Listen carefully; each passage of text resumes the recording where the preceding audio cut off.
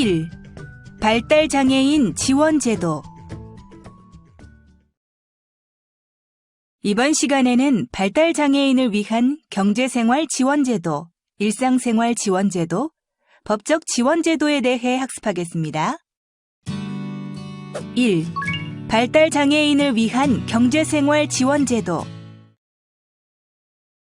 맞춤형 기초생활보장제도에는 생계급여, 의료급여, 주거급여가 있는데요. 생계급여는 생활이 어려운 사람에게 필요한 급여를 실시하여 최저생활을 보장하고 자활을 돕기 위해 제공하며, 지원금액은 가구별 생계급여 지급 기준에서 소득 인정액을 뺀 나머지 금액입니다. 의료급여는 질병, 부상, 출산 등 필요한 의료 서비스에서 본인 부담금을 낮추어 이용할 수 있도록 하는 복지급여로, 일종은 근로무능력 가구, 희귀난치성 중증질환 등록자, 시설수급자이며, 이종 대상자는 기초생활보장제도에 따른 의료급여 수급자 중 일종 수급 대상이 아닌 가구가 해당됩니다. 주거급여는 2018년 10월부터 국민기초생활보장법에 따른 주거급여 지원의 부양의무제가 폐지되어 30세 이상의 발달장애인이 부모와 함께 부모의 집에서 거주하고 있더라도 주거비가 지원되는데요. 마이홈 홈페이지 주거복지 서비스 주거복지 안내 자가진단을 활용해 수급 여부를 진단받을 수 있습니다. 또 보호자가 소득, 재산이 있더라도 65세 이상의 노인이거나 장애인일 경우에도 임대료 또는 수선비가 지원됩니다. 장애인연금은 만 18세 이상의 중증장애인 중 소득 인정액이 단독 가구 121만 원, 부부 가구 193만 6천 원 이하에 해당하는 사람의 생활비를 지원하는 제도입니다. 부모의 소득이 많고 적음에 관계없이 본인의 소득만 적용되며, 장애인 본인의 소득 수준과 연령에 따른 연금액이 지원됩니다. 보건복지부 장애인연금 사이트에서 장애인연금제도 소개, 등급심사, 대상자 확인, 연금액, 조회, 온라인 상담, 신청 안내 등을 확인할 수 있습니다. 장애수당은 만 18세 이상의 장애인연금법상 중증장애인 중 소득 인정액이 기준 중위소득의 50% 이하일 경우 지원되는데요. 18세에서 20세의 장애를 가진 본인이 특수학교 등 학교에 재학 중인 경우는 대상에서 제외됩니다. 그럼 장애수당을 받으면 국민기초생활보장 수급 자격에서 탈락될까요? 탈락되지 않습니다. 국민기초생활보장 수급 자격 책정을 위한 소득 산정 시 장애인연금, 장애수당은 포함되지 않습니다. 희망 내일키움 통장은 생계, 의료, 주거, 교육급여 수급가구와 차상위 계층의 미래 경제 생활을 지원하기 위한 저축지원 제도로, 희망키움 통장 1은 본인 저축액 월 10만 원 적립 시 정부 지원금을 월 평균 33만 원 지원하며, 희망키움 통장 2는 본인 저축액 월 10만 원과 동일하게 매월 10만 원을 매칭하여 지원합니다. 그리고 내일키움 통장은 본인 저축액이 월 5만 원 또는 10만 원일 경우 정부 지원금과 내일키움 장려금 및 내일키움 수익금을 지원합니다.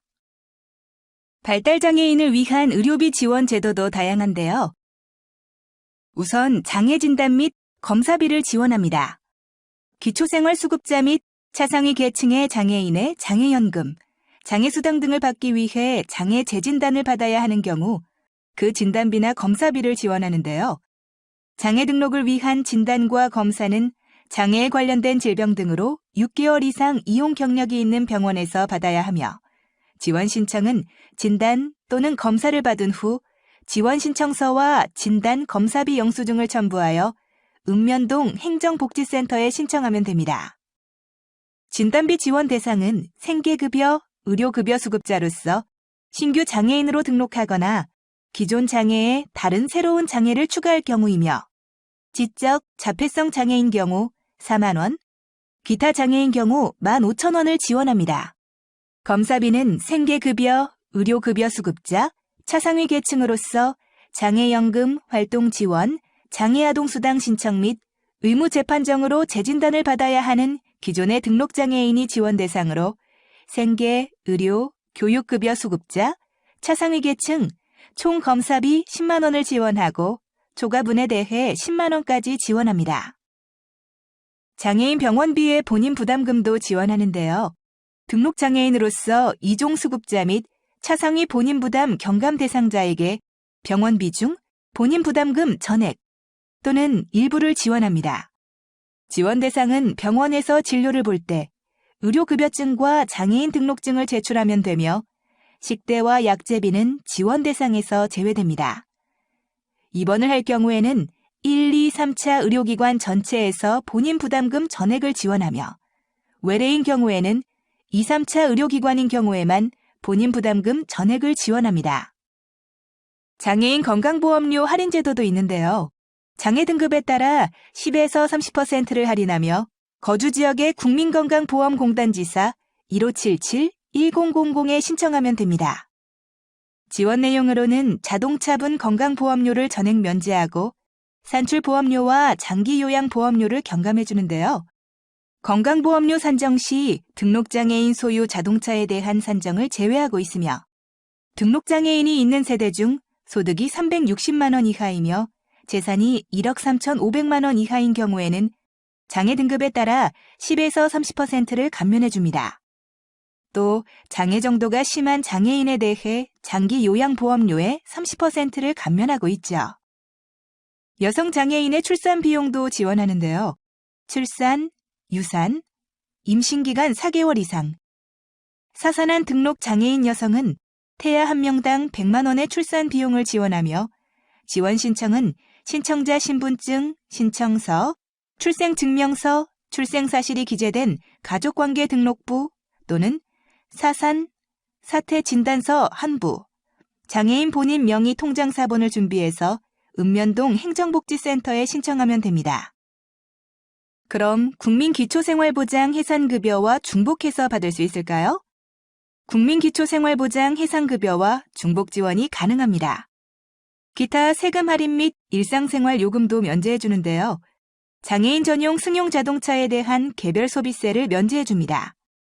1에서 3급 장애인 명의 또는 주민등록에 장애인과 같은 세대임이 확인되는 배우자, 직계존비속, 형제자매, 직계비속의 배우자가 장애인과 공동명의로 승용차를 구입할 때 소비세가 면제되며 면제 금액은 장애인 1명당 1대, 최대 500만 원까지입니다. 지원 신청은 신차 판매 대리점이나 영업소에서 바로 할 수 있으며 상담이 필요한 경우에는 국세청 콜센터 126번을 이용해 주세요. 또한 장애인용 자동차에 대한 지방세도 면제해 주는데요. 1에서 3급의 장애인 본인, 주민등록상 같은 세대에 거주하는 것으로 등재된 보호자와 공동명의로 등록하는 자동차는 취득세와 자동차세를 면제해 줍니다. 거주지역의 시, 군, 구청, 세무과에 방문하여 상담 신청하면 됩니다. 면제 대상은 장애인의 이동용, 생업활동용으로 사용되는 한 대의 차에 하나며 2000cc를 초과하는 승용자동차, 6인승 승용자동차, 고급 오토바이 등은 대상에서 제외됩니다. 상속세도 공제받을 수 있는데요. 장애인이 75세가 될 때까지 남은 연도에 대한 공제가 이루어집니다. 지원 신청은 관할 세무서이며 상담은 국세청 콜센터 126번에서 받을 수 있습니다. 그럼 지원 예시를 볼까요?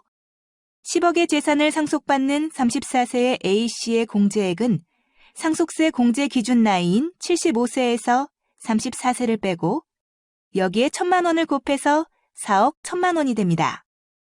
따라서 A씨의 상속세 납부 기준액은 10억에서 4억 1,000만 원을 뺀 5억 9천만 원이 됩니다. 기타 생활요금 감면 제도도 있는데요.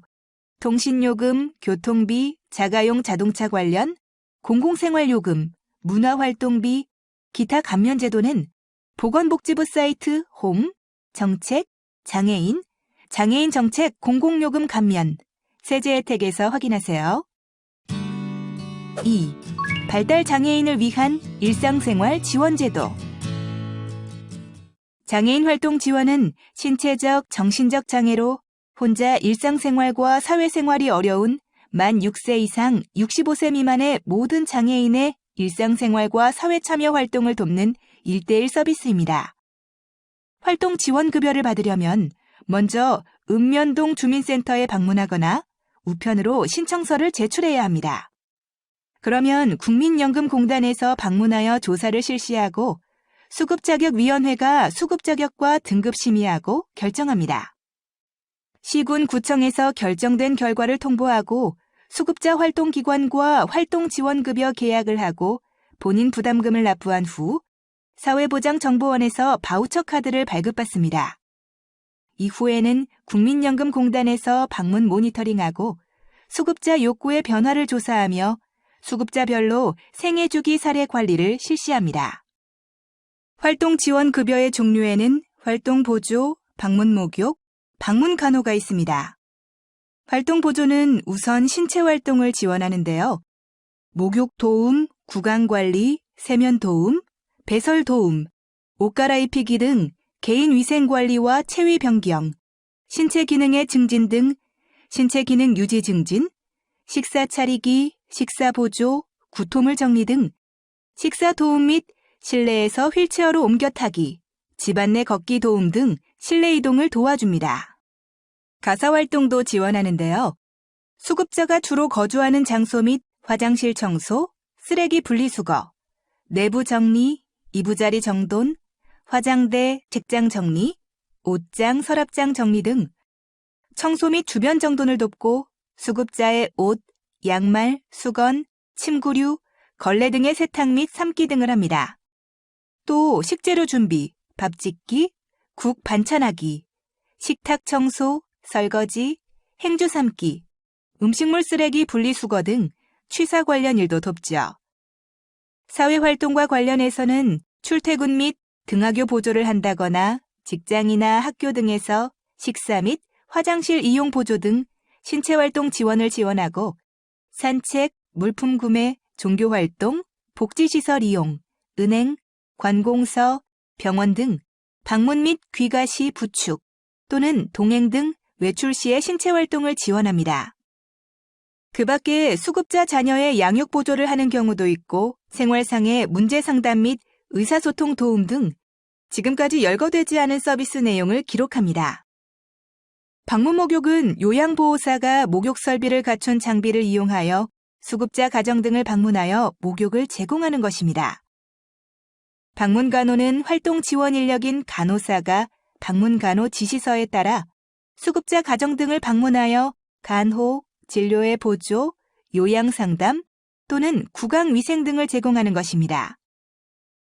장애인 활동 지원 사업과 장애인 활동 지원제도 개요는 보건복지부, 정책, 장애인, 장애인 서비스에서 자세한 내용을 확인할 수 있으며 장애인 활동 지원 사이트도 참고하시기 바랍니다.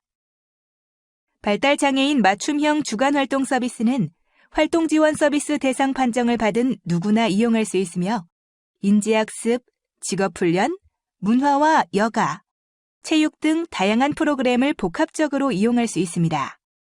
1일 8시간까지 이용이 가능한데요. 개인별 바우처 양에 따라 달라질 수 있습니다. 장애인 정보화 교육은 등록장애인 모두를 대상으로 하는데요. 집합교육은 전국의 장애인 정보화 교육기관에서 컴퓨터 기초, 인터넷 등 정보활동 능력 배양과 자격증 취득을 위한 정보화 교육이며 방문교육은 정보화 강사가 가정을 직접 방문하여 정보화 교육을 실시하는 것입니다. 정보화 도우미는 정보기기 및 소프트웨어 점검, 장애 대처 및 수리 지원에 필요한 서비스를 지원하는 것으로 교육상담 및 신청은 한국정보화진흥원 1588-2670 및 국민정보화교육 누리집을 통하면 됩니다. 3. 발달장애인을 위한 법적 지원제도. 발달장애인을 위한 법률 지원을 위해 국가와 지방자치단체에서는 발달장애 성인지원센터, 장애인 권리 옹호기관 등 발달장애 성인의 권리를 옹호하고 지원하는 별도의 기관을 설치하여 운영하고 있습니다. 이 기관들에 대한 정보는 대한법률구조공단 홈페이지를 참고하세요. 소송구조제도는 경제적인 어려움으로 소송 비용에 부담이 있는 경우 법원의 소송구조제도를 통해 소송에 필요한 비용을 지원받거나 변호사의 도움을 받을 수도 있습니다. 이러한 지원 제도들은 저소득층 장애인 등 취약계층을 지원 대상으로 하고 있어 그 기준에 부합하는 경우 지원을 받을 수 있는데요.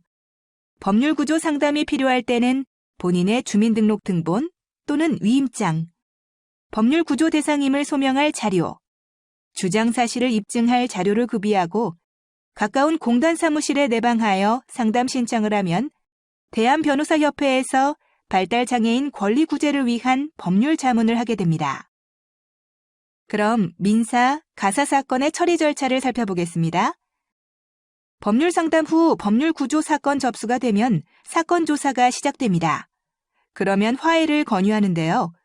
화해가 성립하면 사건이 종결되지만 화해가 이루어지지 않았을 경우에는 소송 구조 여부가 결정됩니다.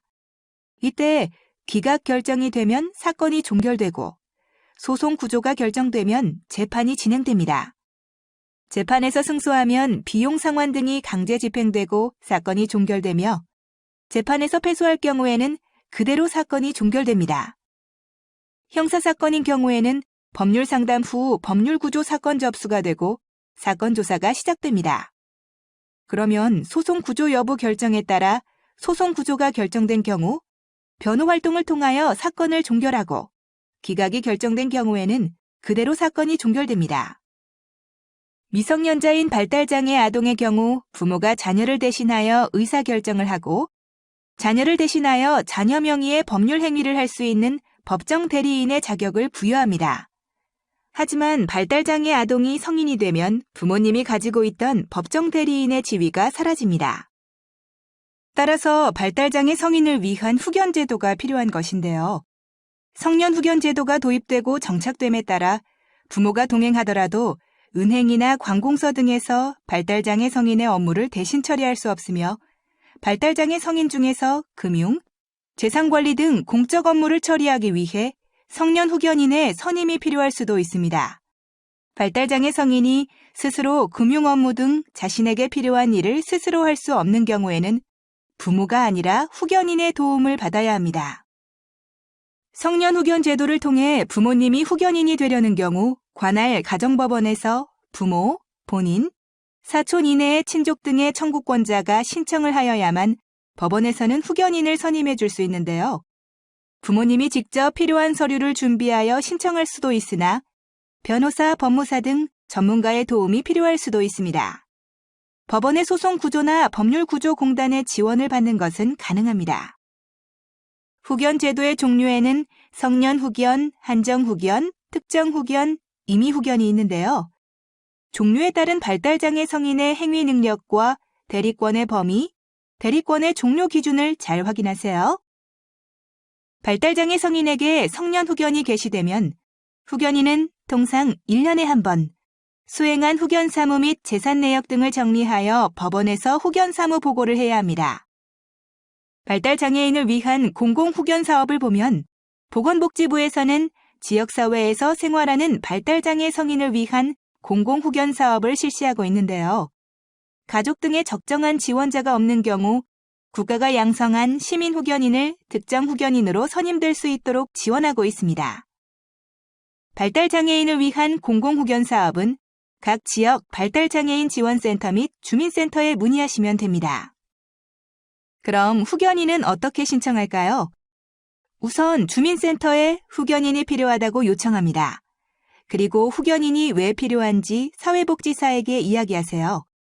후견인 신청에 필요한 서류를 주민센터에서 받은 후 나에게 후견인이 필요한 이유를 사회복지사와 변호사가 쓰고 이를 판사에게 보냅니다. 그러면 판사가 후견인이 필요한 이유를 나에게 확인 후 후견인을 결정을 하면 후견인이 생기는 것입니다. 일상 속 후견인 제도는 어떻게 쓰일까요? 발달장애인 명의 금융자산의 경우 현재 예금, 적금 계좌 개설 등에 있어서는 큰 어려움이 없지만 이를 수령하려는 경우에는 발달장애인에게 직접 지급을 거부하는 경우가 많이 있습니다. 부모님이 동행하는 경우에도 지급을 거절하고 후견인을 선임할 것을 요구하는 경우가 종종 있으며 보험회사에 보험금 지급을 청구하는 경우에도 후견인 선임을 요구하는 경우가 있습니다. 신탁은 재산을 맡기는 사람, 즉 위탁자가 은행이나 보험사, 증권사와 같은 금융기관인 수탁자에게 재산을 이전하고 수탁자는 수익자를 위해 그 재산권을 관리 처분하고 그 이익을 위탁자나 특정한 제3자에게 지급하는 제도입니다. 부모 사후의 신탁 수익을 발달장애 자녀에게 정기적으로 생활비나 치료비, 주거비 등의 용도로 지급될 수 있도록 정해둘 수 있으며 돈, 유가증권, 금전채권, 부동산을 맡길 수 있습니다.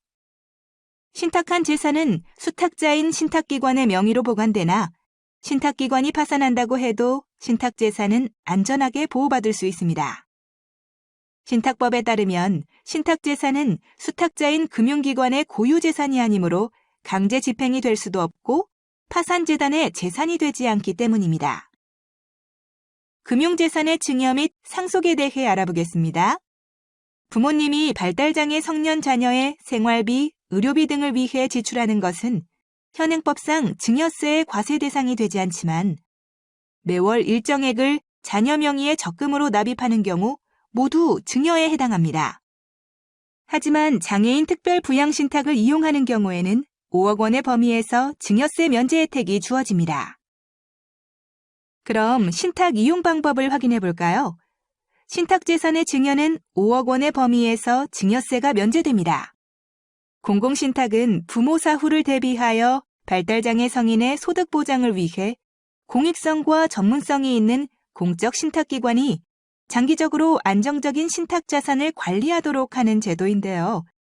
장애 성인을 위한 공공신탁에는 별도의 신탁 보수 없이 사단법인 한국자폐인사랑협회와 서울복지재단에서 신탁 사업을 시행하고 있습니다. 발달장애 신탁의 유형에는 부모가 관리하는 신탁, 돌봄 가족 없는 발달장애인을 위한 신탁, 시설거주 발달장애인을 위한 신탁이 있는데요. 부모가 관리하는 신탁은 부모님의 지원하에 생활하고 있는 발달장애인을 대상으로 하며 여행, 레크리에이션, 자기용호 프로그램 참가 등 특정 목적으로 신탁을 활용하고 부모 또는 발달장애인의 재산으로 미래계획 실행을 위해 신탁 재산을 형성합니다. 돌봄 가족 없는 발달장애인을 위한 신탁은 지역사회에서 생활하는 발달장애인들 중 재산 갈취의 위험에 노출되어 있는 경우나 발달장애인이 소득이나 재산을 관리하고 사용하는 것에 어려움을 가지고 있는 경우, 그리고 부모 사망 후 상속재산으로 인한 관리가 필요한 경우가 대상이며 수급비 및 장애인연금 등과 같은 정기적 수입에 대한 신탁 관리를 통해 발달장애인 개인의 욕구와 필요에 맞게 안정적으로 사용하고 지역사회를 통해 일상적 생활 지원에 필요한 서비스 제공이 이루어질 수 있도록 수탁자인 협회가 감독 및 지원 업무를 수행합니다. 시설거주 발달장애인을 위한 신탁은 시설에서 생활하는 발달장애인 중 개별적인 필요나 욕구에 맞춘 재화 및 서비스 제공이 필요한 경우가 대상인데요. 신탁을 통해 시설 관계자 등을 지원자로 하여 장애인연금, 수급비 등이 발달장애인의 개별적 수요를 위해 적합하게 사용될 수 있도록 지원합니다. 유언 대용 신탁 제도는 부모 생전에 재산을 관리하거나 수익을 받을 수 있도록 하고 부모 사후에는 발달장애인 자녀가 수익자가 되어 일정 자산을 전달받을 수 있도록 할 수 있습니다. 이는 부모가 금융기관에 자산을 맡기고 금융회사가 상속 집행을 책임지는 서비스입니다. 오늘 학습의 주요 내용을 정리해 보겠습니다. 발달장애인을 위한 경제생활 지원 제도에는 맞춤형 기초생활보장제도, 장애인연금, 장애인수당, 의료비 지원제도, 기타 세금 할인 및 일상생활 요금의 면제 등이 있습니다. 발달장애인을 위한 일상생활 지원제도 중 장애인 활동 지원은 신체적, 정신적 장애로 혼자 일상생활과 사회생활이 어려운 만 6세 이상 65세 미만의 모든 장애인의 일상생활과 사회참여 활동을 돕는 1:1 서비스이며 발달장애인 맞춤형 주간활동 서비스는 활동지원 서비스 대상 판정을 받아 인지학습, 직업훈련, 문화와 여가, 체육 등 다양한 프로그램을 복합적으로 이용할 수 있습니다. 경제적인 어려움으로 소송 비용에 부담이 있는 경우에는 법원의 소송 구조 제도를 통해 소송에 필요한 비용을 지원받거나 변호사의 도움을 받을 수도 있으며 성년 후견 제도를 통해 부모님이 후견인이 되려는 경우 관할 가정법원에 부모, 본인, 사촌 이내의 친족 등의 청구권자가 신청을 해야만 법원에서 후견인을 선임해 줄 수 있습니다. 이것으로 학습을 마치겠습니다. 여러분, 수고하셨습니다.